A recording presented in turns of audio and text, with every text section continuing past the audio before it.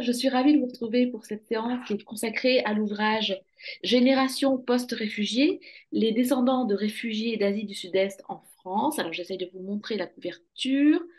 J'espère que vous la voyez bien. Voilà. Et donc c'est un ouvrage qui est dirigé par Kataria Oum et Hélène Lebaille. Je vais commencer par présenter les deux autrices. Kataria Oum est politologue, professeure dans le département d'Ethnic Studies et associée dean de la faculté des sciences sociales à l'Université de Californie, Berkeley. Elle est spécialiste du Cambodge, des diasporas et des minorités ethno-raciales aux États-Unis et elle travaille sur les politiques de mémoire et sur l'intégration des réfugiés. Ses recherches portent sur la diaspora sud-est asiatique, le génocide cambodgien et la post-mémoire. Elle est l'autrice de From the Land of Shadows, War, Revolution and the Making of the Cambodian Diaspora à New York University Press en 2015 et Departures à l'University of California Press en 2022. Donc voilà pour Kataria Oum. Et Hélène Lebaille, elle est chargée de recherche au CNRS en poste à Sciences Po au CERI à Paris. Elle était d'abord spécialiste des migrations chinoises, puis elle a étudié les routes féminines de la migration à travers le mariage, le travail reproductif et sexuel.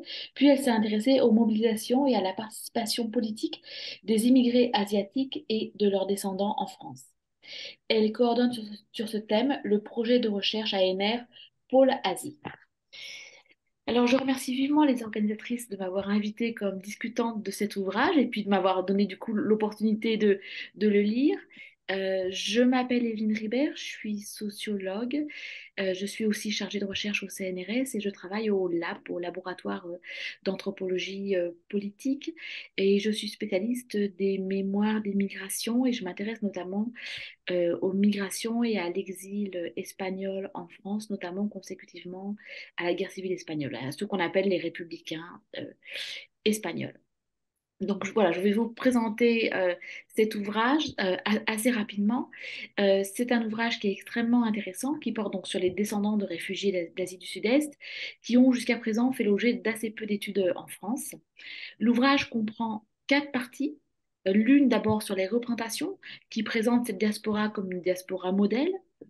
Il y a une autre partie qui est consacrée aux luttes et aux revendications, et les deux parties centrales s'intitulent Histoire, mémoire et devoir de mémoire pour l'une, Art et mémoire pour l'autre, et ce sont plus spécifiquement sur ces deux parties en fait consacrées aux questions mémorielles que portera la discussion aujourd'hui. Et je vais donc maintenant passer la parole à Kataria Oum et Hélène Baye qui vont vous présenter elles-mêmes leur ouvrage et je reprendrai la parole ensuite pour le discuter un peu et ouvrir aux questions des participantes et des participants. Merci beaucoup, Evelyne. Donc, c'est moi qui vais commencer déjà à présenter un peu la genèse de ce livre. Donc, voilà. Donc, en fait, avec Kataria Oum, nous nous sommes rencontrés il y a maintenant 4 ans. Donc, ça a pris du temps pour que le bébé naisse.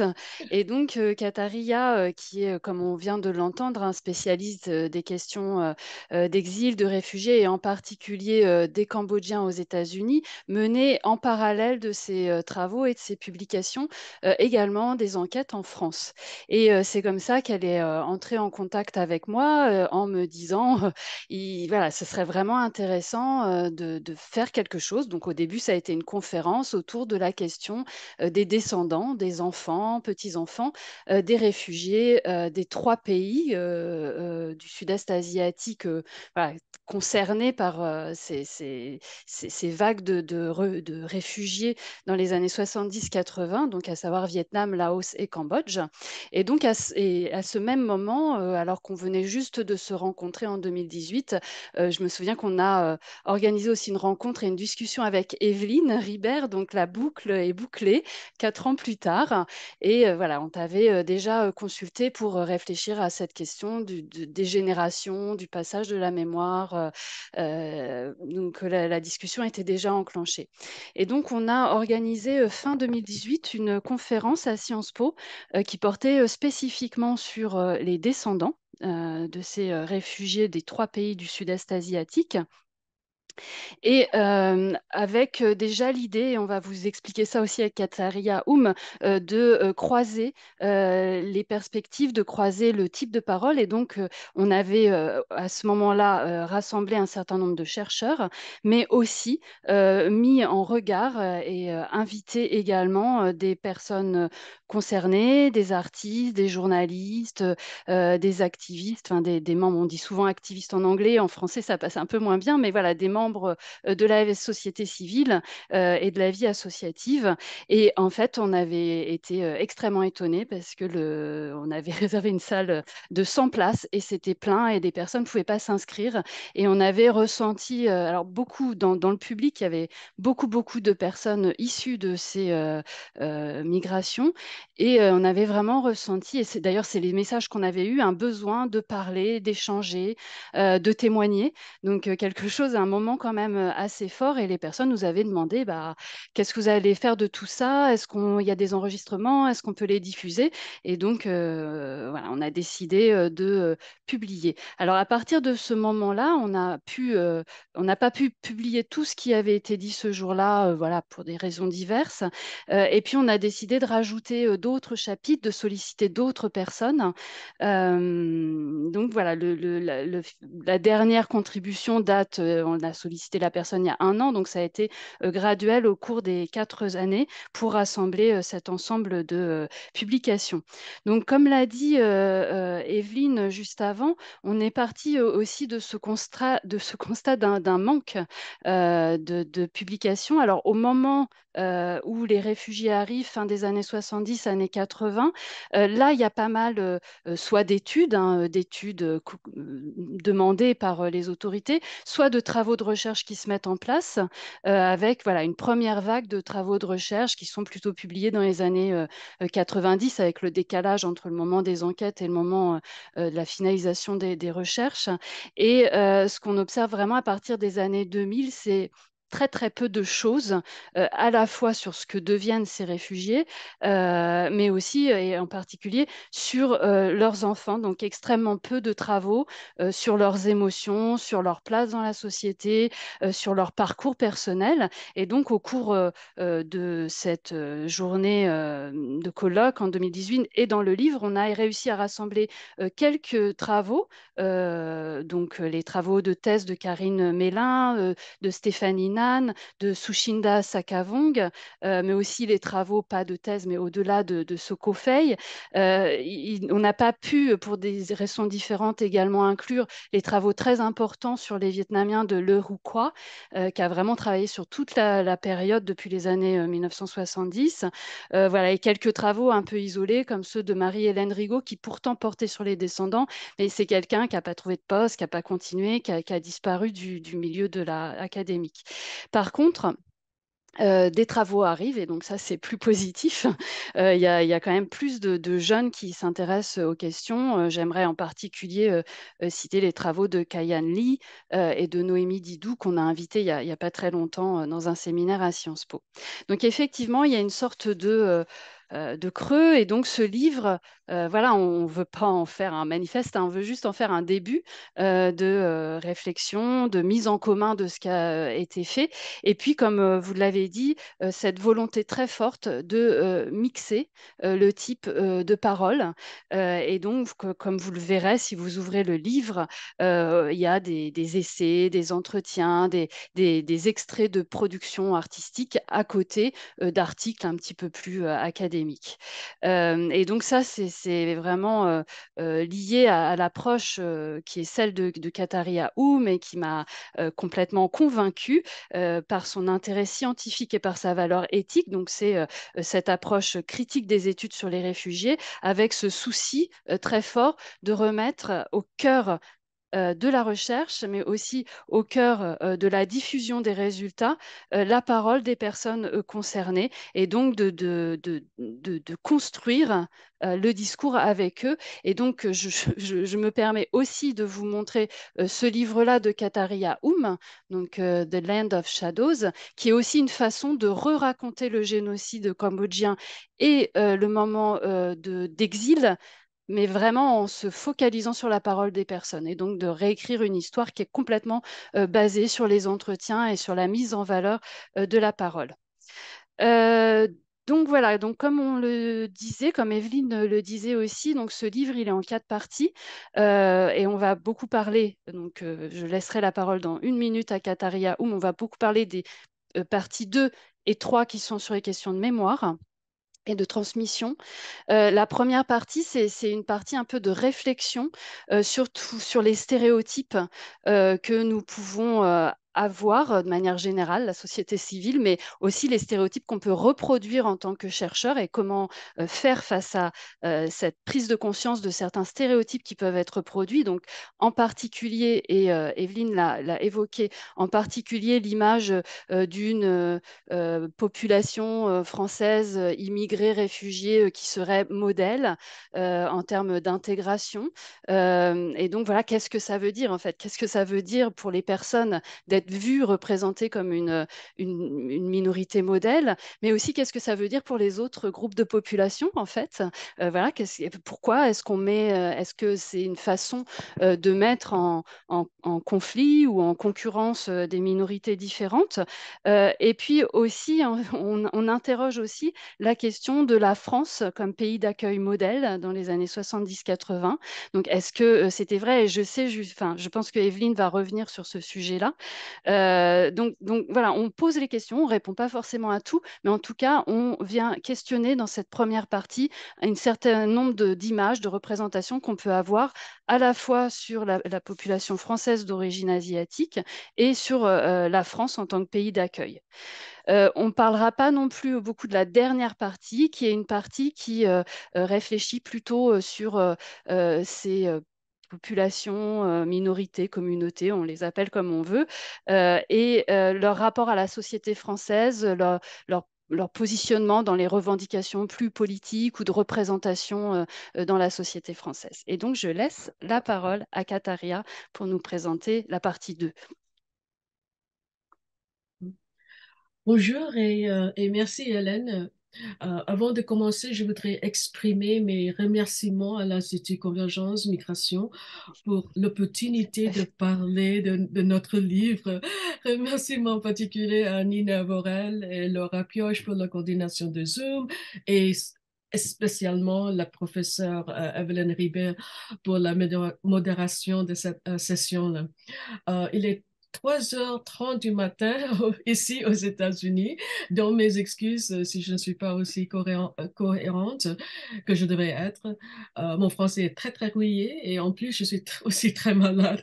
J'espère que ma voix tiendra. Comme Hélène l'avait mentionné, ce projet est né d'un besoin, deux besoins en fait, et ils sont liés. Premièrement, la nécessité de combler les lacunes de la recherche, en particulier sur les Asiatiques du Sud-Est en France. Et deuxièmement, la nécessité d'être attentif à la mobilisation croissante des jeunes générations contre l'invisibilisation de leur histoire et de leur communauté, de leur identité culturelle, ethnique et de leurs épreuves. Bien que mes remarques se concentrent sur la manière dont les histoires traumatisantes de guerre et de génocide en Asie du Sud-Est, au Cambodge, au Vietnam et au Laos, ont un impact sur les générations post-réfugiés, je voudrais souligner qu'il ne s'agit pas seulement de politique identitaire. En fin de compte, il s'agit de leur désir d'affirmer leur place dans la société française en tant que Français d'origine sud-est asiatique et descendant des réfugiés des anciennes colonies françaises.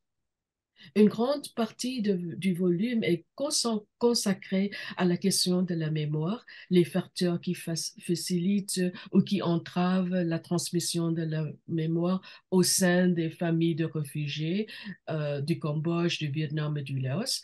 Et cette question est liée à des histoires turbulentes qui ont catalysé leur migration forcée, mais elle est également liée au contexte d'accueil et de réinstallation. Il s'agit aussi de l'absence de reconnaissance, de l'invisibilisation de certaines histoires, de certains groupes. En tant que tel, il est également important de s'interroger sur les relations entre mémoire, représentation stéréotype et le sentiment d'appartenance ou au contraire d'altérité.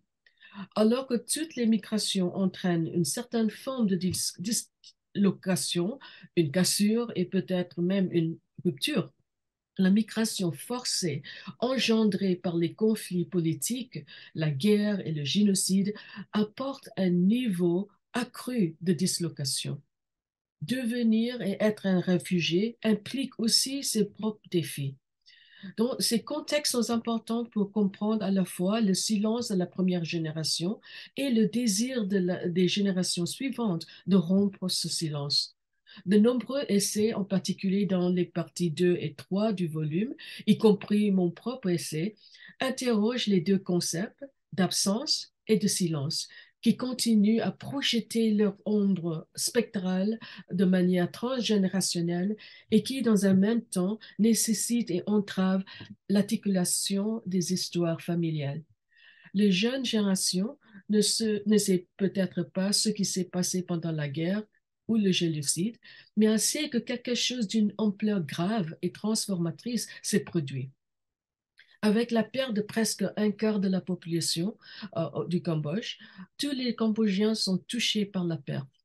En tant que survivants réfugiés, nous vivons avec de nombreuses formes d'absence. L'absence corporelle de nos proches, les disparus, l'absence de presque toute une génération d'anciens, de la possibilité de faire le deuil, de l'absence de la justice et de la responsabilité pour ces crimes contre l'humanité. Ces absences font partie du silence qui hante transgénérationnellement. D'une part, le silence est un produit de la violence génocidaire qui a compromis le langage et la parole.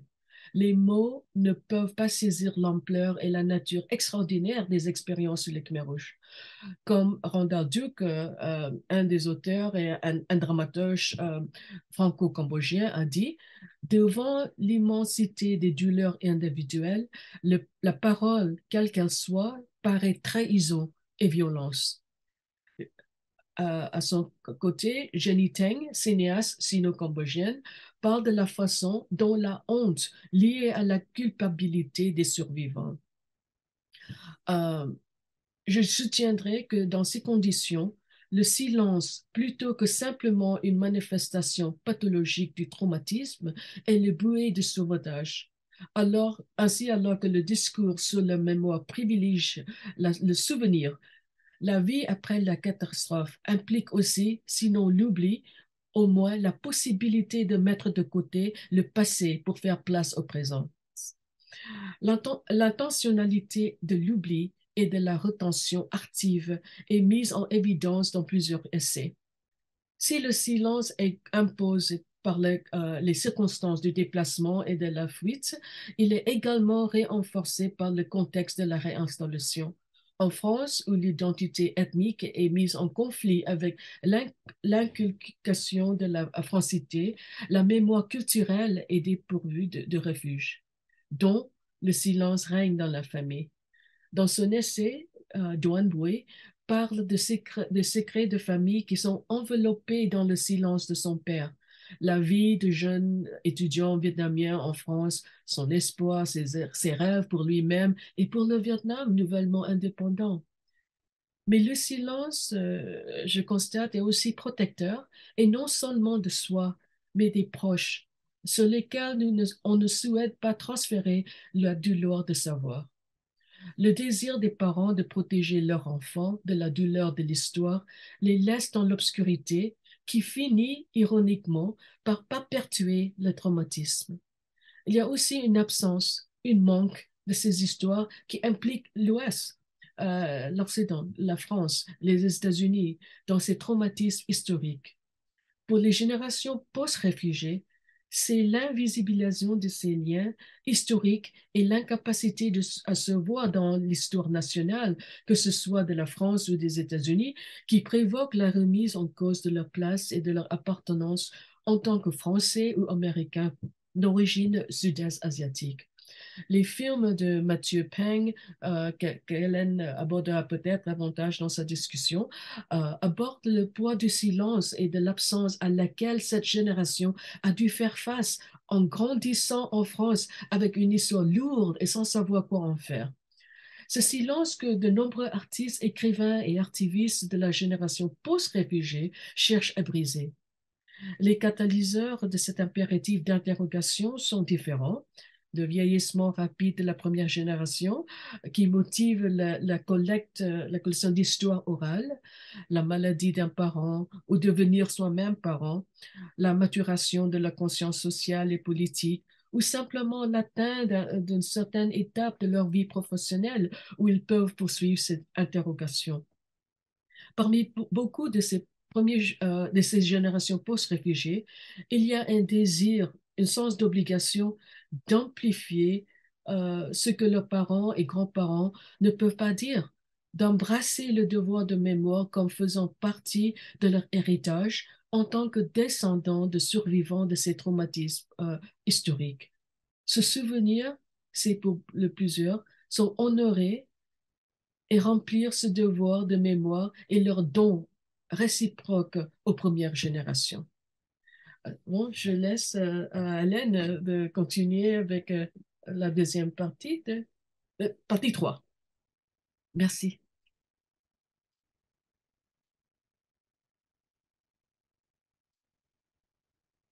Merci Kataria. L'autre partie qu'on a demandé à Evelyne de lire, et pas tout particulièrement, et de commenter, s'appelle Art et mémoire.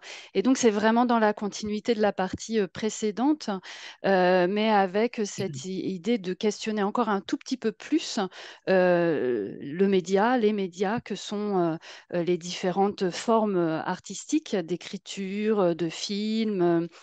Donc, nous, on a rassemblé là des rencontres, des entretiens ou des essais de la part de poètes, de dramaturges, de cinéastes pour l'essentiel, et également la contribution donc de deux collègues scientifiques, chercheuses, Tan Van Tontat, qui est professeur de littérature à l'université de Créteil, UPEC, et puis Soko Fei, qui est historienne de l'art et théoricienne de l'art à l'université de Paris 8, donc qui sont venus un peu encadrer la réflexion. Et donc, voilà, avoir recours à l'art face à ces questions de mémoire douloureuse, traumatique ou post-traumatique, comme Kataria vient de l'exprimer, il y a un peu deux dimensions. Il y a d'une part l'art pour les personnes elles-mêmes, pour les artistes elles-mêmes, comme un moyen un moyen de travailler cette mémoire familiale, cette mémoire compliquée, travailler ces silences qui viennent d'être exprimés également. Mais l'art est aussi comme un outil de dialogue avec un possible outil, un possible pont qui va permettre de créer le dialogue ou voilà, les échanges entre générations. Et donc, c'est un petit peu tout ça qui est discuté dans cette troisième partie du livre, qui n'est pas la dernière, j'allais dire la dernière.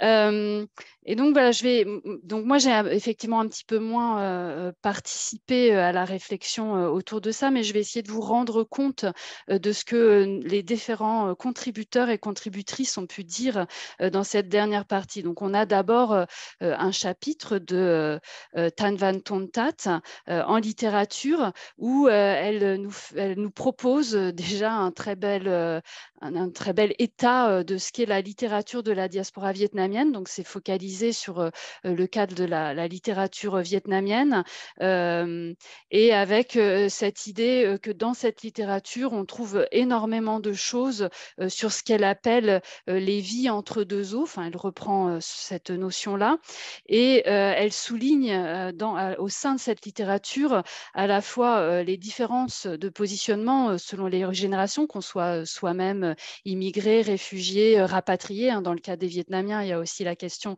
des rapatriés, des familles de Français.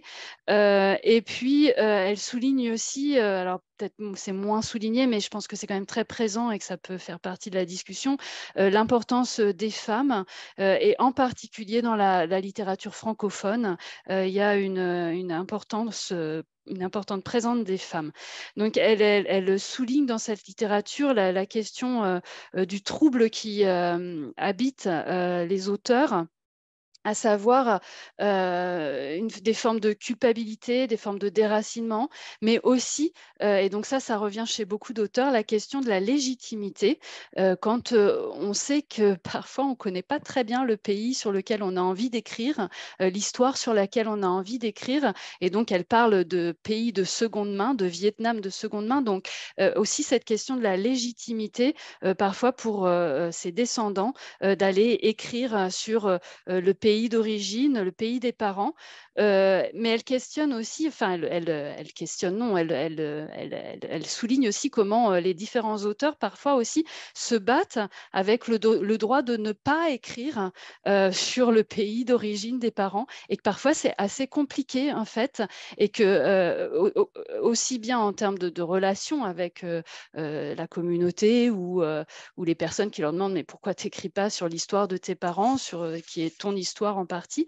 Et ça, cette idée de la légitimité, mais aussi du droit de garder une liberté dans sa création artistique, c'est quelque chose qui est également abordé dans l'essai de Jean-Baptiste Faux. Donc Jean-Baptiste Faux, qui est un jeune dramaturge, et qui souligne aussi qu'en tant qu'artiste, il y a aussi le souci de ne pas devenir de simple archiviste. Et donc, il fait un jeu de mots avec art, avec un T, archiviste, et de dire, voilà, au-delà de notre rôle de passage de mémoire, en fait, on a aussi notre liberté d'artiste et notre liberté créatrice. Et donc, cette tension-là, pour ses descendants, elle est parfois pas du tout facile quand ils abordent artistiquement l'histoire de leur famille, de leur communauté. Et donc, dans le chapitre écrit par Sokofei, qui, encore une fois, est historienne de l'art à Paris 8, elle souligne également vraiment ce sentiment, tout le trouble et l'ambiguïté des sentiments de ces jeunes artistes. Donc, elle parle, dans son chapitre, en tout cas, elle focalise surtout sur la création audiovisuelle avec plusieurs artistes. Et donc, elle souligne beaucoup cette ambivalence, c'est-à-dire l'ambivalence envers les parents, où il y a un mélange à la fois d'admiration pour leur courage, pour ce qu'ils ont vécu, et de respect, admiration pour leur abnégation, voilà, pour leur sacrifice pour leurs enfants une fois là, donc pour eux-mêmes, et en même temps un ressenti, une colère, des formes de colère face au décalage. Enfin, tous les enfants d'immigrés, je pense, expriment souvent ça, l'espèce de décalage des parents dans la société, et de leur mutisme, aussi une colère vis-à-vis du mutisme. Et donc, elle parle de toute cette ambiguïté et comment passer par des médias artistiques leur permet de vivre et de réfléchir à ces sentiments très complexes qu'ils ressentent vis-à-vis de l'histoire de leurs parents et de l'attitude de leurs parents, et d'ambivalence de leurs sentiments. Voilà, et c'est ce qui illustre, je vais peut-être pas tout détailler, mais c'est ce qui illustre donc les artistes qui contribuent à cette partie, à savoir Randall Duke, qui est dramaturge et qui est ce qu'on aime bien appeler dans la sociologie la génération 1.5, donc arrivé tout petit, et ce qui exprime également Jenny Tang et Mathieu Peng. Donc Mathieu Peng, Kataria l'a évoqué tout à l'heure un tout petit peu, Jenny Tang, qui est une autrice Donc là, c'est sous forme d'entretien, mais qui aujourd'hui a fini sa thèse et qui a fait une thèse entre sociologie et création artistique avec un très beau film qui interroge cette relation au pays des parents, cette relation au silence des parents. Voilà, donc vous voyez dans cette partie vraiment un dialogue très très fort entre les écritures académiques et les écritures des artistes. Et je vais laisser Kataria conclure.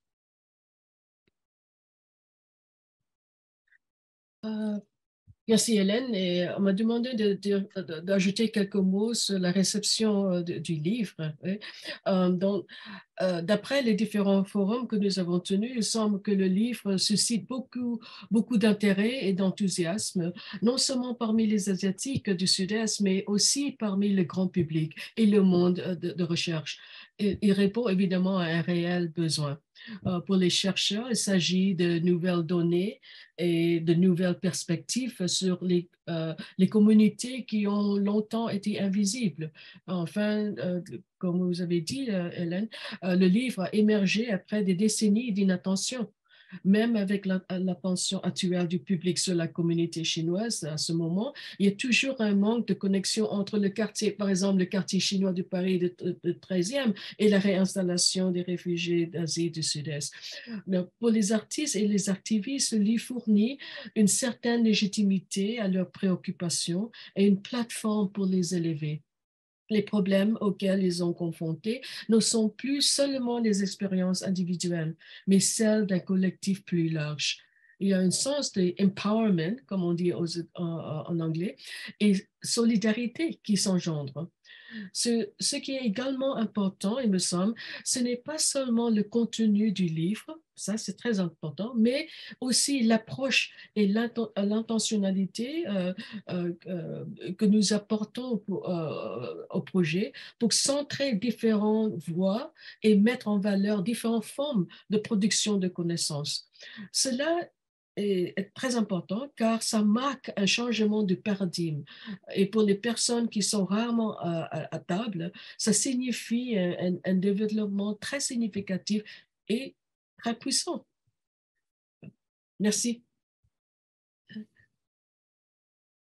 Merci beaucoup, Kataria et Hélène, pour la présentation de l'ouvrage succinctement. Donc, je vais un peu le commenter et le discuter avant de prendre les questions que vous pourrez mettre en ligne dans l'onglet Q et R.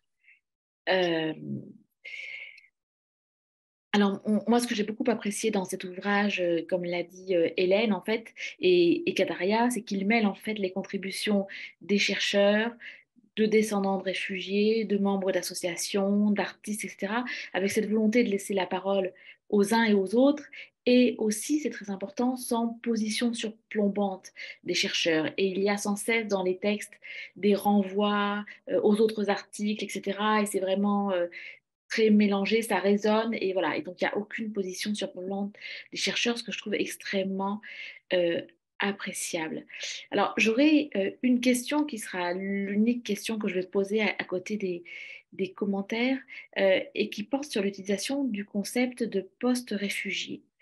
Alors, vous avez choisi de parler de génération post-réfugiés et non pas simplement de descendants de réfugiés. Vous expliquez dans l'introduction en fait que cela permet à la fois, en mettant l'accent sur l'après, de tenir compte des migrations qui sont antérieures de personnes venues s'installer en Asie du Sud-Est et aussi de celles et de ceux qui ont été réinstallés en France entre 75 et 81 avec le statut de réfugié. Alors, à travers le terme de post-réfugié, moi j'ai vu bien évidemment, et vous y référez aussi, une référence aux travaux de Marianne Hirsch sur la post-mémoire, hein, travaux qu'elle développe à propos de la Shoah. La post-mémoire désignant la mémoire des descendants, disons, qui se construit à partir des silences et des omissions et qui du coup fait une grande part à l'imagination justement pour combler les trous. Et toute une partie du travail de Marianne Hirsch porte aussi sur les créations artistiques qui s'enracinent dans cette post-mémoire, qui travaillent ces questions de silence, de transmission, d'oubli, etc. Alors, l'emploi de ce terme de post-réfugié est justifié aussi dans le texte de Soko Faye, euh, les veilleurs de fantômes, art et identité post-réfugiés, en disant qu'il ne s'agit pas seulement de désigner la génération d'après, mais de souligner aussi l'au-delà. D'autres termes sont aussi proposés dans ce même article. Elle parle par exemple de post-exil ou de post-génocide. Le terme de post-exil étant celui qui est employé par Alexis Nous et qui désigne, donc je cite cet article, le fantasme d'un territoire perdu. Du coup, je me suis demandé pourquoi avoir choisi le terme de post-réfugié plutôt que celui de post-exil. Est-ce que c'est lié à des traditions conceptuelles, anglophones ou francophones? Pourquoi ne pas avoir parlé de génération post-génocide ou post-guerre, suivant les pays considérés? Alors, évidemment, pour le chapitre sur la présentation et les luttes, le terme de post-génocide ou post-guerre ne conviendrait pas puisqu'on s'intéresse à ce qu'il en est pour la France. Voilà. Mais pourquoi ne pas l'avoir employé, par exemple, pour des questions de mémoire? Voilà. En parlant de génération post-réfugiée, on met aussi l'accent sur le refuge, sur l'asile au sens juridique du terme, en lien avec l'exil, ce qui présuppose que les questions mémorielles se posent tout à fait différemment pour celles et ceux qui sont restés sur place et pour celles et ceux qui ont fui. Euh, si on fait la comparaison avec la Shoah, encore une fois en se référant aux travaux de Marianne Hirsch, la question de l'exil, d'une éventuelle installation en Israël, d'un changement ou non de pays n'est pas traitée, ou pas de façon aussi centrale. Euh, et là, dans le livre, la différence entre ceux qui sont partis et ceux qui sont restés n'est évoquée qu'à travers le propos que tient la tante d'une des auteurs qui regrette de n'avoir pas eu la chance de partir en France ou ailleurs, quoi. Voilà. Donc, la question que je poserais, c'est voilà, pourquoi avoir choisi euh, ce terme très fort, disons, ou très marqué conceptuellement, de post-réfugié. Voilà, je voudrais encore faire quelques commentaires assez rapides. Je vois le temps qui tourne. Voilà, j'ai trouvé également très intéressant toute l'attention au contexte euh, dans lesquels s'inscrit cette mémoire, ce qu'on pourrait appeler, en suivant Maurice Alvax, les cadres sociaux de la mémoire, qui sont notamment des cadres nationaux, et donc l'invisibilité de ces réfugiés et des descendants de réfugiés en France, voilà, où on est sur un modèle républicain, assimilationniste, etc. Et donc, voilà, on peut penser que ce contexte a évidemment une incidence sur ce qui est dit, ce qui est transmis, ce qui est mémorisé, etc. Et donc, dans ce cadre, une comparaison avec ce qu'il en est de la mémoire de cette période, à la fois au Vietnam, au Cambodge et au Laos, et aussi aux États-Unis, voilà, ça pourrait ouvrir un champ de réflexion qui pourrait être intéressant. Un des autres éléments que j'ai beaucoup apprécié, hein, qui est dans le livre et qui est aussi dans ce que vous avez dit oralement, c'est de montrer comment les enfants de réfugiés, par la médiation de l'art, hein, qu'il s'agisse d'écriture, de films ou même de recherche scientifique, parviennent à travailler sur cette mémoire. Ils vont dans le pays de leurs parents, ils finissent par obtenir des témoignages que sinon ils n'auraient pas osé solliciter en fait. Il faut l'excuse du travail quelque part pour oser interroger la génération des réfugiés et à la fin parvenir à échanger avec ses propres parents sur ce passé, alors même que les parents étaient restés jusque-là silencieux, quoi. Et donc, il montre bien que tout ce travail artistique ou scientifique est un travail, moi, qui aide à faire advenir la parole, à évoquer le passé, etc. Et que ça peut aider aussi les autres. Être un support, une base pour sortir du silence et recueillir des bribes de mémoire, quoi. Donc voilà, donc ça c'est un élément qui est extrêmement intéressant et qui va avec ce qu'a dit Kataria Houm sur la réception de ce travail. Je me suis, comment dire, j'ai été aussi frappée par comment dire, par les personnes qui écrivent dans ce livre et qui sont majoritairement des artistes, des chercheurs, des personnes engagées dans la sphère associative. Et je me suis interrogée sur le fait que ce questionnement sur le passé, sur ce qui s'est passé dans la famille, sur cette mémoire, etc., je me suis demandé dans quelle mesure elle était partagée ou pas par des personnes de milieux sociaux très différents, de niveaux d'éducation très différents. Voilà. Je me suis demandé s'il y avait des différences sur ce plan-là, sachant par exemple que pour ce qui concerne d'autres migrations ou d'autres exils, on observe des différences souvent assez marquées suivant le niveau de diplôme, le caractère qualifié ou pas des emplois, voire la politisation. Voilà. J'ai été aussi extrêmement intéressée par la petite incise qui est faite, page 43, et dont il a été question ici aussi, sur le fait que ce qui est recherché, en fait, c'est vraiment ce qui s'est passé pendant les guerres ou le génocide.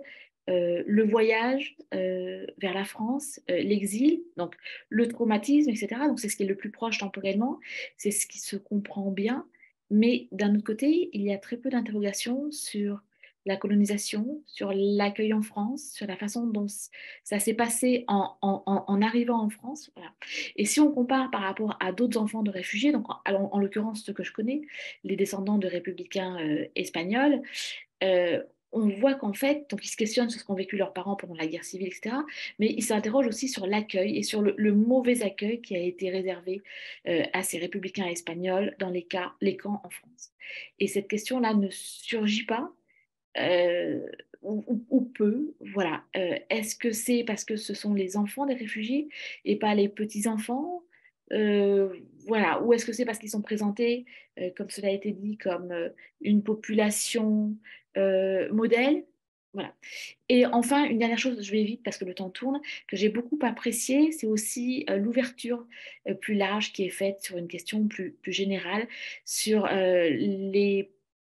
la manière dont ce qui peut être écrit dans ce livre résonne pour les descendants d'autres exilés et d'autres réfugiés, pour les survivants d'autres génocides. Il est fait référence à la Shoah, il est fait référence aux Arméniens, il est fait référence à la réception aussi des œuvres d'art produites, films, etc., par des réfugiés venant d'autres régions du monde.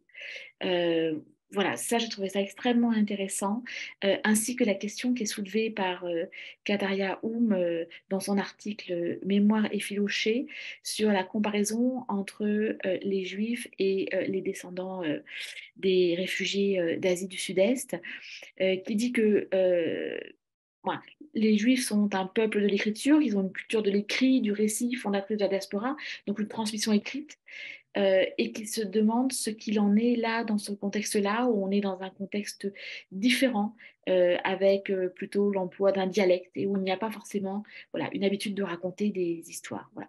Donc je clôt là pour pas être bavarde, trop bavarde, et je pose juste la première question euh, à Hélène et à Kataria sur pour quelles raisons l'emploi du terme de post-réfugié, et j'invite les auditrices et les auditeurs à poser des questions dans l'onglet Q&R. Voilà, pour qu'on puisse après lancer les questions de la part des auditrices et des auditeurs. Merci. Tu veux commencer, Hélène? Non, tu veux que je commence, Kataria? C'est ça? Oui. Donc, bah, merci beaucoup, Evelyne. Donc, sur cette question moi, j'aimerais bien entendre aussi Kataria sur cette question du choix de post-réfugié plutôt qu'un autre mot. Je pense que alors déjà, Kataria pourra nous parler des Critical Refugee Studies, donc c'est le mot réfugié qu'on utilise, donc la question voilà, du monde anglophone sur le choix du mot, je la laisserai réagir. Par contre, je pense qu'en français, pour nous, choisir réfugié, c'est vraiment le mot qu'on utilise le plus souvent pour ces réfugiés du sud-est asiatique, Vietnam, Cambodge, Laos, et, et qui nous permettait de lier les trois pays parce qu'on a aussi fait attention dans le contexte à pas...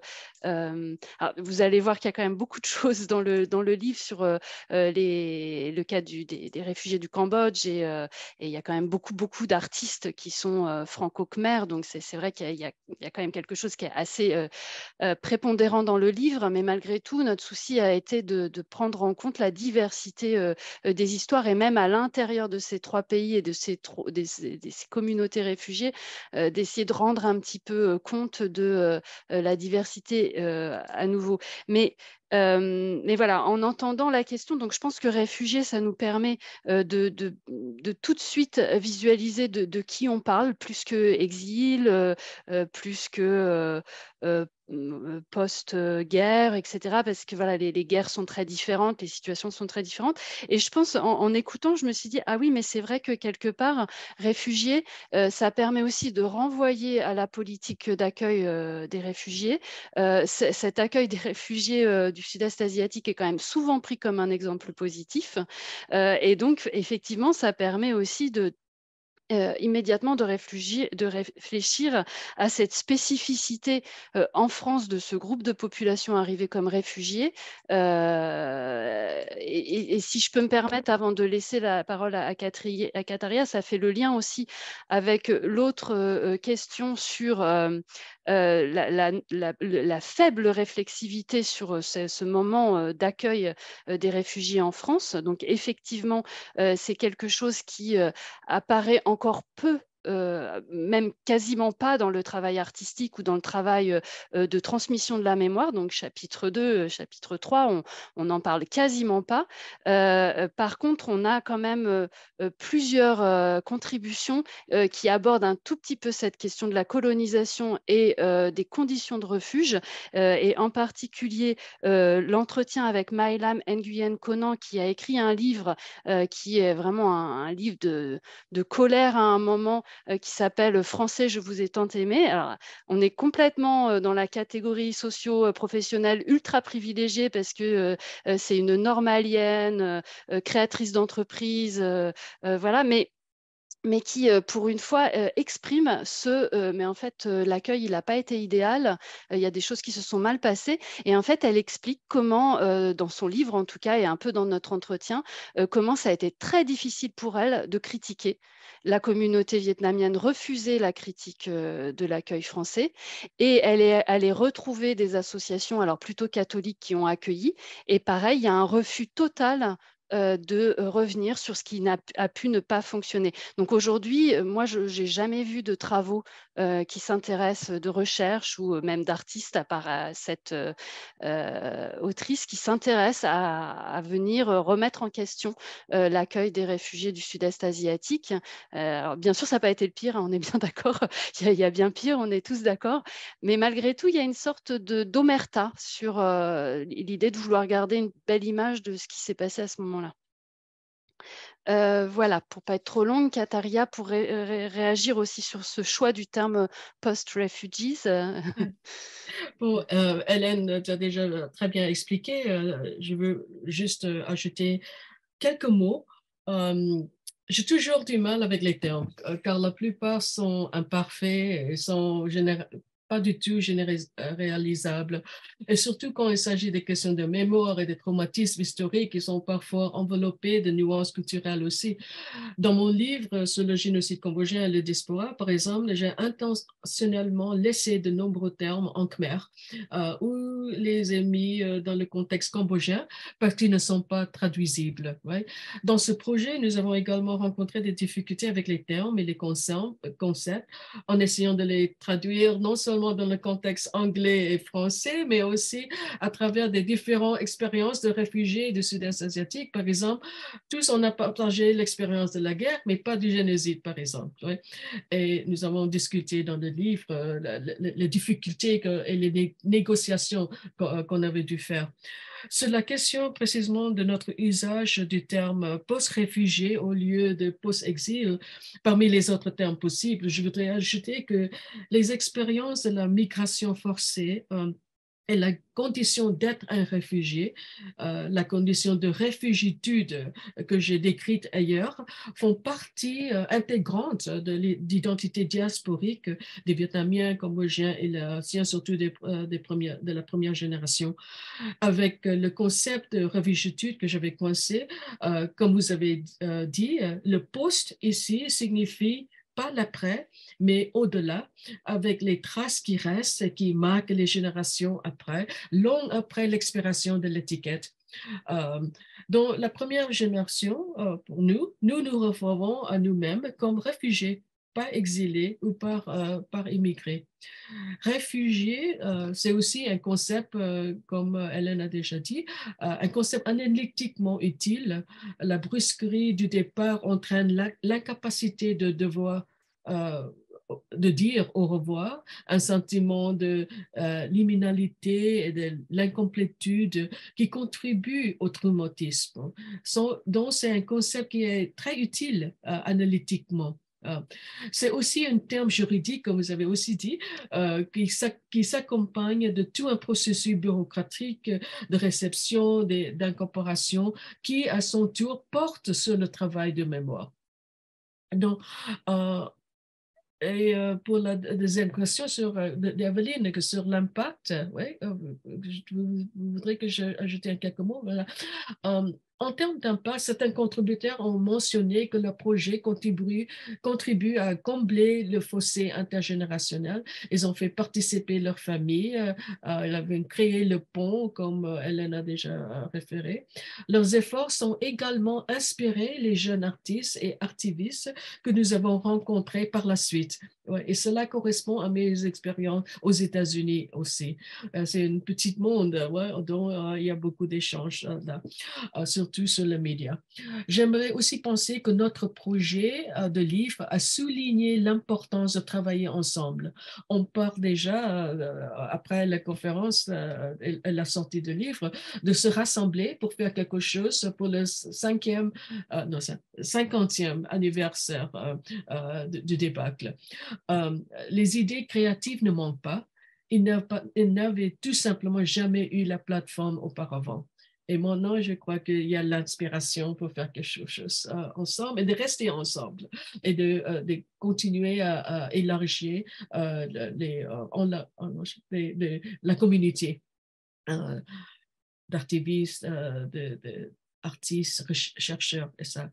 Et surtout en avançant le Critical Refugee Studies et l'approche critique de recherche et de ces projets. Merci. Merci beaucoup, Hélène et Kataria. Je vais passer maintenant aux questions du public. Il y a une première question. Est-ce que vous pourriez comparer la démarche pour comprendre de la génération d'après des réfugiés en France, hein, ou aux États-Unis, à la fois par rapport à leurs parents, donc les réfugiés, et aussi en la comparant par rapport aux jeunes générations au Cambodge ou au Vietnam? Voilà, peut-être des réponses relativement succinctes. Peut-être le temps que Kataria relise et relise en français. En fait, là, je pense que c'est extrêmement intéressant parce que ça ouvre à une réflexion comparative. Alors, donc, à nouveau, je ne suis pas spécialiste du Cambodge, du Laos, du Vietnam. C'est pour ça que je vais laisser plutôt la parole à Kataria. Mais je pense que les silences, à la fois dans les familles et dans l'éducation à l'histoire dans ces pays-là, c'est encore plus compliqué. Et donc là, il y a un terrain d'enquête, de création artistique ou quoi que ce soit qui doit être particulièrement passionnant à faire aussi dans ces pays-là. Kataria. Bon, il me semble qu'il y a des similitudes et des différences, ouais, entre ce qui se passe en Asie et ce qui se passe dans le diaspora, parce que, comme je l'ai mentionné, il s'agit aussi de l'expérience d'être déplacé de force, ouais, forcément déplacé et réinstallé dans un pays étrange, sans beaucoup de soutien social et sans le soutien institutionnel pour maintenir le langage ou la culture de leurs parents ou des grands-parents. Bien sûr, au Cambodge, par exemple, il y a une déconnexion générationnelle, une perte de transmission de la mémoire pour plusieurs raisons. Mais au moins en Asie, vous avez plus de soutien social. La langue a peut-être changé et évolué, mais pas perdu, etc. Donc, dans le diaspora, les luttes sont sur plusieurs fronts. Et ça, c'est très difficile pour les travaux de mémoire. Ça inclut aux États-Unis, par exemple, on doit se battre contre la pauvreté. dont les parents n'ont pas le temps de parler, de se souvenir de toutes les choses ça et de partager avec leurs enfants ou les petits-enfants. Et en même temps, il y a la perte de langage dont les parents parlent anglais, et mais très peu, et les générations après ne parlent presque pas beaucoup de Khmer. Donc, il y a une interruption, il y a une rupture dans quelque part. Si je peux juste réagir encore un petit peu, Evelyne, ça m'évoque aussi une remarque que tu as faite. Donc, cette question de Jean-François Gagne me ramène à ce que tu as dit sur la différence. En fait, on ne voit pas grand-chose dans le bouquin sur la différence entre ceux qui sont partis et ceux qui sont restés là-bas. Ceux qui n'ont pas pu partir. Et en fait, effectivement, ce n'est pas forcément quelque chose qui ressort encore beaucoup dans les créations, les témoignages des descendants des réfugiés. Mais par contre, en filigrane, dans ce qu'ils collectent de témoignages de leurs parents, il y a beaucoup de choses sur la culpabilité d'être partis. La culpabilité de ceux qui ne sont pas restés. Et je me permets d'évoquer un très, très joli roman, très dur, mais très beau, de Jeanne Truong, qui a été publié la semaine dernière et qui s'appelle justement Ceux qui sont restés là-bas. Et donc, qui interroge cette énorme culpabilité sur ceux qui n'ont pas réussi à survivre. Alors, ça parle du Cambodge, du génocide, mais voilà, c'est ce rapport à ceux qui n'ont pas pu partir. Et voilà, juste pour réagir là-dessus. Il y a deux nouvelles questions. Je vois le temps qui tourne. Je vous les pose en même temps et je vous laisse y répondre. Je crois qu'on n'a plus beaucoup de temps. La première concerne le concept de post-trauma. Pouvez-vous expliquer un peu comment la violence impacte les enfants de réfugiés et comment l'héritage de ces mauvaises expériences impacte leur intégration en France? Et la deuxième remarque, question de François Héran, c'est que objectivement, aucun groupe humain n'a été aussi bien accueilli par la France que les réfugiés de l'Asie du Sud-Est, hein, qui ont pu avoir un statut de réfugiés sans passer par l'enquête individuelle, sans transition par une période d'irrégularité, qui ont eu des emplois réservés, des formations spécifiques. Voilà, il y a eu une grande mobilisation aussi des municipalités et des églises. Dans un contexte où il n'y avait plus de migration de travail en France. Euh, et donc la raison principale de cette différence de traitement, c'est qu'ils fuyaient le communisme. Du coup, François Héran s'interroge sur la notion d'invisibilité. Elle n'est pas née d'une volonté d'occultation ou d'oubli, mais plutôt d'un traitement de faveur, en fait, auquel les autres groupes d'exilés n'ont pas eu droit. Qu'en pensez-vous? Voilà, il nous reste 4-5 minutes. Merci. Taria, tu veux répondre à la première et je réponds à la deuxième question? OK. OK. J'ai fait plus de travail sur la question de post-traumatic stress aux États-Unis qu'en France. En France, la recherche est très préliminaire, mais il me semble que surtout des données de notre survey, par exemple, on trouve que parmi les jeunes cambodgiens aux États-Unis, il y a le silence de la famille se pèse très lourd sur eux. Quelquefois, une question de confiance, mais en même temps, l'histoire se hante. Oui? Il y a le hantisme.